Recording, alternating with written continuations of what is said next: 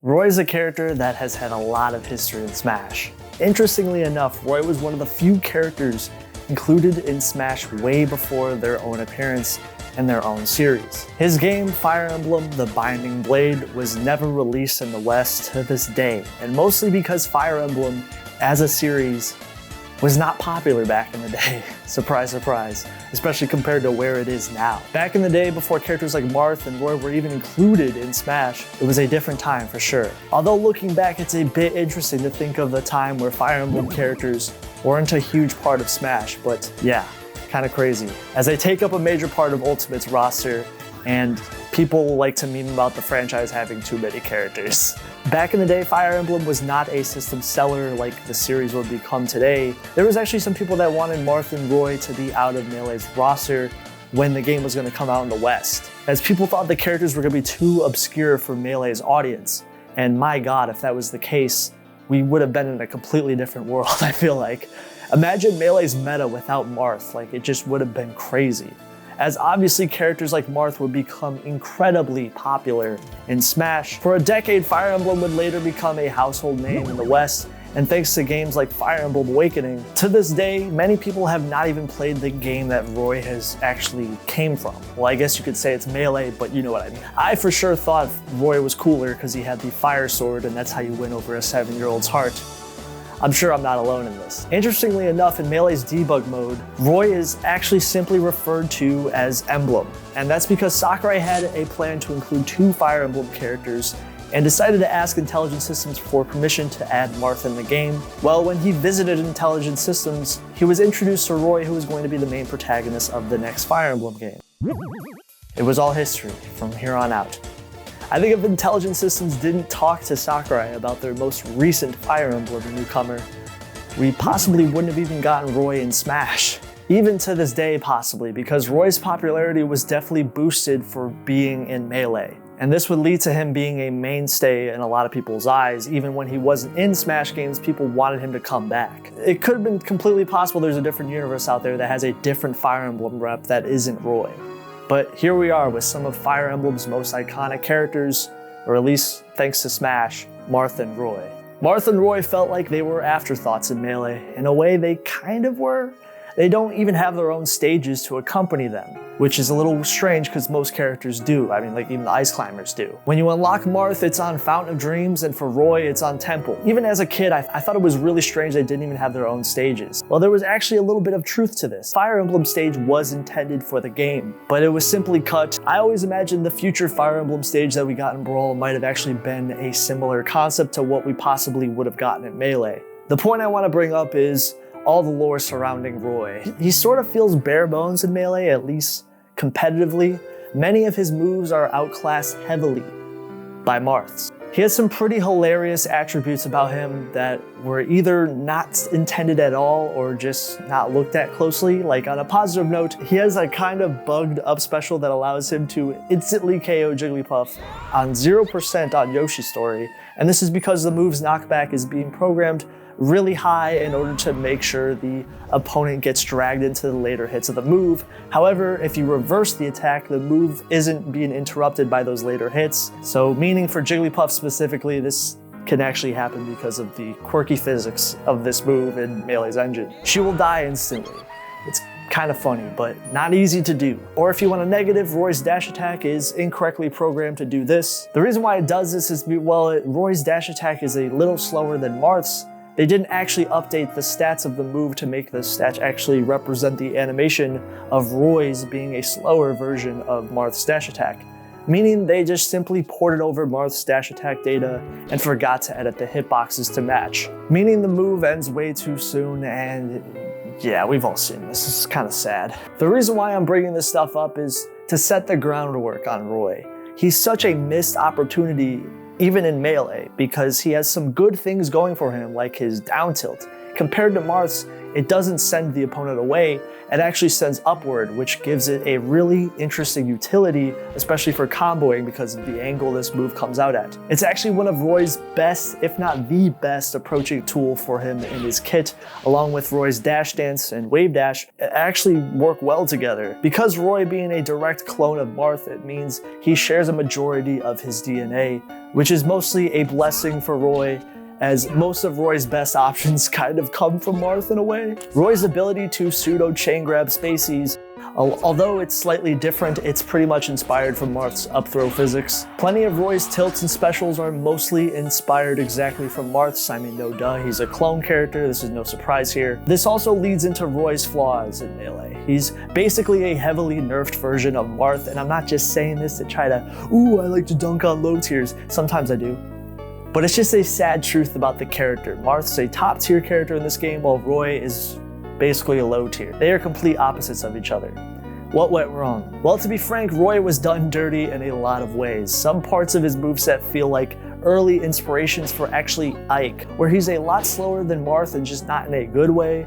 And they made it so Roy's sweet spot is at the hilt of his sword, and this is maintained throughout every iteration of Roy. It's super easy to hit his sour spot hitboxes and not be able to space like Marth can with his tipper hitbox. And at the tip of Marth's sword, it gives him a massive amount of range. This just made Marth a lot better of a character. Marth's range is so much better than Roy's. It means spacing with Roy is going to require much more work, and he's going to have to get in order to do stuff. And this just keeps him from being able to be a consistent character. Not only that, Roy's recovery is terrible. Marth heavily outclasses him in this area too, as Marth doesn't fall as fast off stage like Roy does, because Roy is a fast faller. And so if you back throw him off stage, Roy can just die. Or if you just hit him once, he's not coming back. And this also means he can be comboed easy because he's a fast faller, and his recovery at times just doesn't go as high as it probably should have, in my opinion at least. His fastfall speed is really holding him back in some areas, and I feel like if his up special went a bit further, you would have a much safer recovery. However, that really isn't the case for Roy. Because of all of his flaws, Roy ended up as a low tier at 21st place. While some players can definitely play the character, don't get me wrong, you can do work with Roy in certain matchups, as you can thank a lot of Marth's DNA for that. However, on the flip side, there's plenty of matchups that are just terrible for the character and will make it extremely difficult for him to combo and confirm against these characters, like the floaties. One of the biggest left hooks that Smash 4 did was bring back the long-forgotten characters who didn't make Super Smash Bros. Brawl. And if you actually want a little bit of trivia, Roy was actually at least considered for Brawl. Buckle in for this. There's a number of Brawl characters that people like to call the Forbidden Seven that have leftover data on the disc. Roy and Mewtwo, two characters who both didn't make it into Brawl. Actually a handful of leftover data. Before the Nintendo Direct of June 2015, people were digging through the code of the recent Smash updates. Digging in, they found, oh my god, there's Roy and Ryu are going to be added in the next DLC pack? Yeah, people found out that quick. Some people were even able to pull out the classic mode and windscreens for both of these characters and even play them before they were supposed to be shown off. This was a different time before Nintendo really understood how to hide this data. People began uploading this stuff to YouTube. The fact that these leaks got wiped off of YouTube showed that these leaks were 100% legit. They would return in a later update as DLC fighters shortly after the leaks, proving that yes, this was obviously real. And my god, was this version of Roy incredible for a visual upgrade. The same voice actor for Roy in Melee returned, and you can tell he's delivering a more mature version of the character. And since it's been over a decade since Roy debuted in Melee, we will of course talk about Roy's competitive viability in the meta, but my god, does Roy look so detailed in this game. It just looks really cool. Visually, they spent a lot of time clearly decloning Roy's animations from Marth, making Roy's entire kit feel more original and unique. Still being similar to the Melee version, but rightfully being more his own thing, which I really like to see. A handful of Roy's moves in this game are different, like jab, dash attack, down air, forward tilt, up tilt, forward smash, and even a handful of animation changes to his special moves. In general, these are massive steps forward and are welcome to his character. He would receive a mix of buffs and nerfs from the Melee version. The changes at least made him better. While Roy's competitive history in Smash 4 would sometimes be diverse, some people think the character was worse than the Melee version. I think as time went on, he at least managed to prove that he was better than the Melee iteration of the character. And despite wave dashing and dash dancing being removed, Roy was given plenty of mobility buffs to make his character faster paced, now having a buffed jump height, dash speed, air speed, and even making him heavier. which is actually going to allow him to live longer for once. Which these buffs are going to benefit his combo game, recovery, and since he has a higher airspeed and jump height, although his walk is slightly slower, this version of Roy all around is more speedy. And I mean, to be honest, it makes perfect sense. Ike is kind of the slower paced sword fighter. Roy doesn't need to fill that niche anymore like he kind of was trying to do in Melee at least. The one thing I would like to note with Roy in Smash 4 is the buffed airspeed is really the major change that I think helped him out the most, because now he can actually do aerial follow-ups and combo strings, which in Melee these were really dangerous to do as he had giant sour spots on his moves. You can actually do aerial combos with Roy in Smash 4, it's kind of nice, and I wonder if this is going to change in Smash Ultimate. His throws receive many buffs, although Melee's chain grabbing was obviously not going to return. He still has some strings that he can do with his down throw. Although his KO potential on up throw was toned down in Smash 4, you can possibly still do strings with it though at low percentages, so that's kind of cool at least. All of his aerials being buffed made his whole combo and aerial game possibly the best for the character that it's ever been, as these things were hampered in the past with terrible hitboxes, and now forward air and back air becoming KO tools. Nair is also still a great tool for starting combos. Down air sweet spot is much easier to hit, and yeah, thank God Melee dash attack didn't return in its glory, unfortunately. No, I'm kidding. I'm glad it's fixed. His moves in general have definitely stronger hitboxes compared to the Melee version, so many of these moves actually work much better. Side Special is a much faster tool in Smash 4, now having a transcendent property. Neutral B dealing more damage, counter has a longer duration, and it deals more damage, like other counters in Smash 4. Oh no! However, his flaws in Melee are pretty much all intact. His recovery is still pretty bad. Some aspects are even worse, as his side B as a recovery tool is actually worse as Roy is heavier, and also they removed the ability for Roy to stall with the first hit of side special. A little bit of a nerf there. And Blazer is a stronger KO tool. They nerfed its distance that it can travel, which is a pretty much huge recovery nerf if you ask me. While a lot of his moves are leagues better than the Melee version, some definitely got nerfed, like his forward smash, down smash's damage potential, and some moves getting more end lag, like up smash and neutral B having more startup. In general, plenty of Roy's attacks have less end lag and are all around faster, benefiting from the much needed speed buffs. This is definitely a different version of Roy for sure. While I do love the major visual upgrade that Smash 4 gave to him, his competitive viability was something else. See, what's funny is, this might be a little ironic, if you know his placement in future Smash games, Roy in Smash 4 was actually perceived as a very good character when he first dropped. They cooked up another top tier, wow. Roy didn't really end up that way. Smash 4's meta at the time is not what it would become in the later years, as its major DLC period was not matured yet. So characters like Marth and Lucina were actually considered bad at the time. His entire moveset felt like a breath of fresh air compared to the Melee version. So people were giving the character a shot right away, even saying that Roy was possibly the best sword character in Smash 4. Again, I know this is super ironic what the character would become in the future, but in Smash 4's meta, the truth is many characters were getting buffed and nerfed, like for example, Marth becoming a lot better, Mewtwo becoming a lot better, and more DLC fighters were getting introduced who were definitely taking over the meta as time went on, like Cloud and Bayonetta. Roy remained stagnant, neither being able to prove himself despite the hype out the gate, and if you want a layer of even more irony, yes, I know, I can't help myself, Roy has some of the same weaknesses that the Melee version had, and they still haunt the character to this day. People began to realize that you can bully Roy off stage easily because of his poor recovery, making him, yeah, you know what's gonna happen. His close range playstyle is a blessing and a curse. Yes, it is more functional in Smash 4, for sure. It's still hard to get in and scrap with Roy in this version due to his poor range, pretty average approaching tools. Even him being a fast faller makes him still a hacky sack when it comes to dealing with being comboed. So funnily enough, Roy was actually a low tier again in Smash 4's very first tier list at 32nd place, and it mainly has to do with the character not having a strong meta presence. More swordies started to get buffed like Marth, Lucina, and during this time period, things didn't really work out in Roy's favor. If anything, Roy didn't receive any substantial buffs, while other characters kind of did.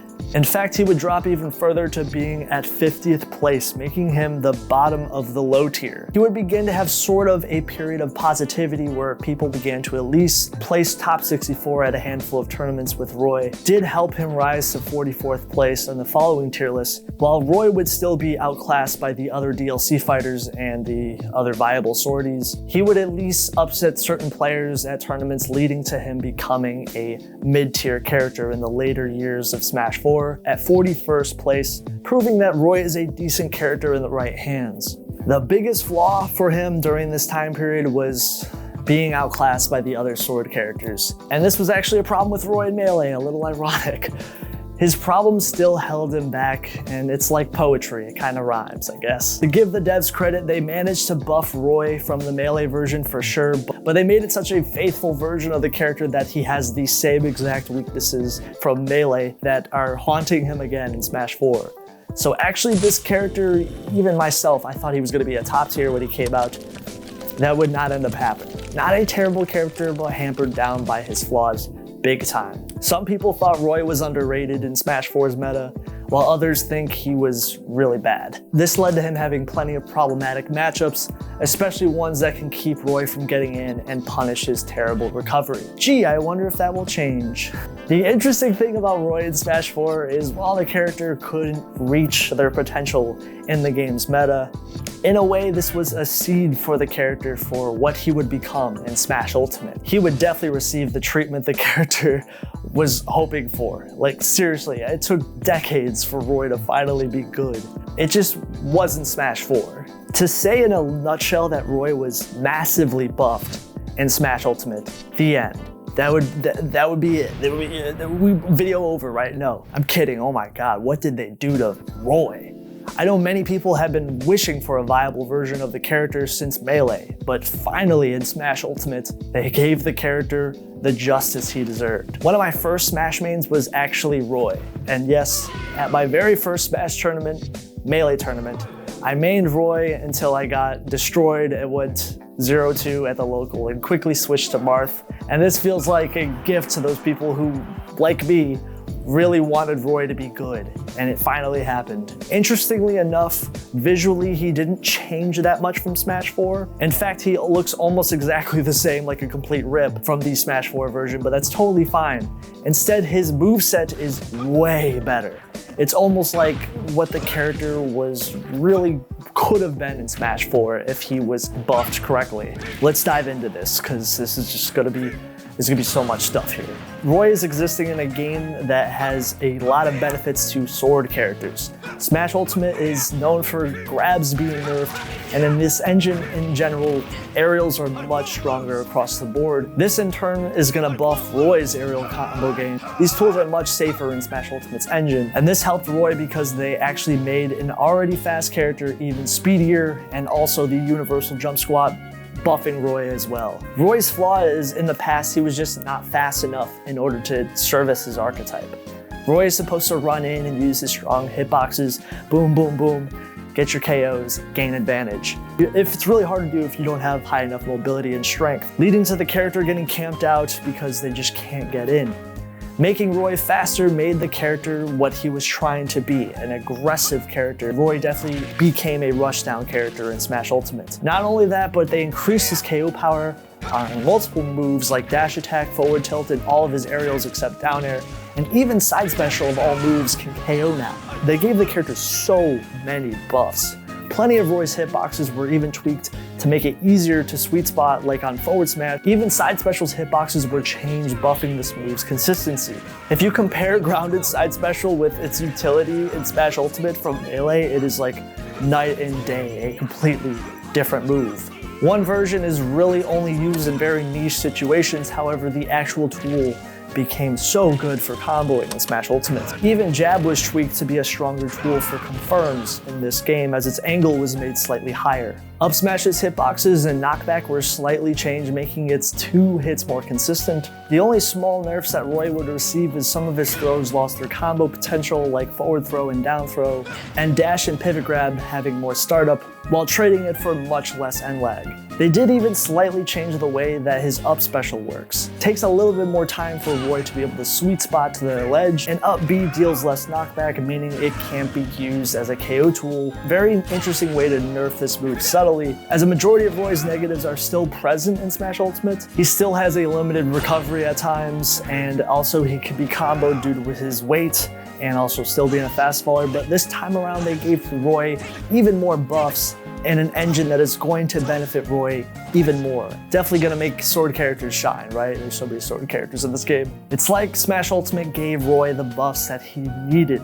Out of the gate, people noticed Roy was heavily improved. His ability to dash and use his tilts meant he could be a really deadly character at neutral skirmishes on the ground. And on top of that, his KO power was finally something to scoff at, as because now he's much faster, he can just run in and be able to KO consistently. People began to speculate that Roy was actually a potential top tier out the gate again. At first, there was a little bit more hype from Roy's Echo Fighter Chrom, which is a little bit ironic, as people thought Chrom was better than Roy, but people thought Chrom's up special was a better combo tool. The fact that Chrom's sword didn't need to be sweet spotted meant that Chrom was probably going to be better, although people later found out the hard way that Chrom's recovery is terrible off stage and his recovery is super linear. People over time later realized Roy just has a already limited recovery and it's better than Chrom's, so let's just go with Roy. Chrom would later fall down in the meta, while Roy would rise and maintain his success and would be a premier character in Smash Ultimate's meta. He would be a mainstay even years after the DLC fighters were introduced,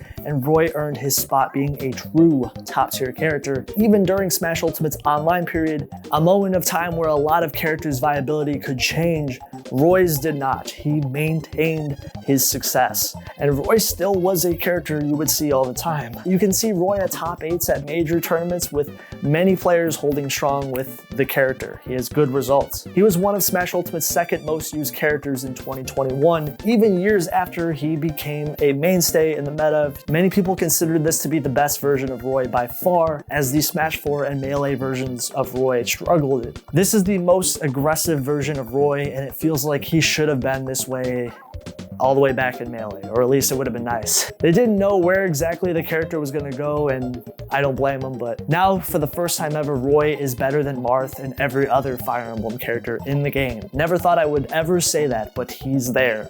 Roy proved that if you hold out long enough, there could be a top tier version of your character at any time. Maybe one day, Ganondorf. On Smash Ultimate's first tier list, Roy ended up at 8th place, a S tier character in Smash Ultimate's meta, being a premier character in this game. Now time for the rankings.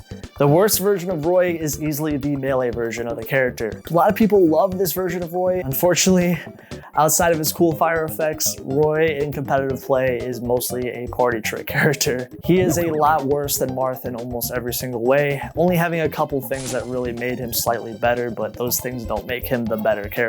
It might sound like I'm being sort of harsh, but this version of Roy is super bare bones and only has a handful of options. If you actually manage to get in, you can do some work for sure. However, the major problems for the character is Roy is supposed to get in and use his strong KO tools and hilt hitboxes, but his aerials are just so lackluster, I can't really defend this character that much. His recovery is also super easy to edgeguard because he falls like a rock being chucked off a cliff. I chalk it up to Melee's crunch period, and it left a lot of moves unfinished, but that's just me. Despite him being really bad, he still has some aspects of Marth's DNA that carry him, like the dash dance and wave dash. Smash 4, Roy actually looked really promising out the gate. Unfortunately, as time went on, people realized that this version of Roy is really flawed. Things like his recovery, his poor approach options, and overall being outclassed by other sword fighters definitely held him back and kept him from being a good character. Roy actually ended up being the worst DLC fighter out of all of Smash 4's DLC fighters, simply ending up as a mid-tier character. having a lot of the same flaws as the melee version while being only slightly buffed in some areas, and Roy's KO power and speed are good here and there, just not enough for this game. This is the second best version of Roy, but I wouldn't say it's an amazing version of the character. Other people thought Roy had potential if he simply was given the buffs to make him a better character. However, Roy would actually be the only Smash 4 DLC fighter that would actually be significantly buffed to Smash Ultimate, which leads us to Ultimate Roy. Ultimate Roy is the best version of the character, hands down. He's a premier character in Smash Ultimate's meta, and Roy's buffs mainly come from Smash Ultimate's engine changes, and the engine changes heavily benefiting the sword characters, especially their aerials becoming a much stronger force in this game, meaning Roy's previous really wet noodle-esque aerials can finally be prominent tools in neutral. Roy can actually combo in the air with his aerials, who would have thought? Roy was given plenty of speed buffs that honestly the character needed for years, and this would make him into such a strong character in the meta. I love to see characters like this get majorly buffed, so this is a night and day difference from the past. It's really cool to see. If you're a fan of Roy, I'm sure you like the Smash Ultimate version of the character because he transitioned really well to this game. They finally gave the shine that the character needed. Thank you guys for watching the video. There's a Patreon down below if you guys want to get early content and get access to the Honest Content Discord. Stream my album, Zach Honest Sapphire, if you want to stream it. Thank you so much if you do. Hopefully you guys are having a great day. Thank you so much for watching. Check this video out. Peace.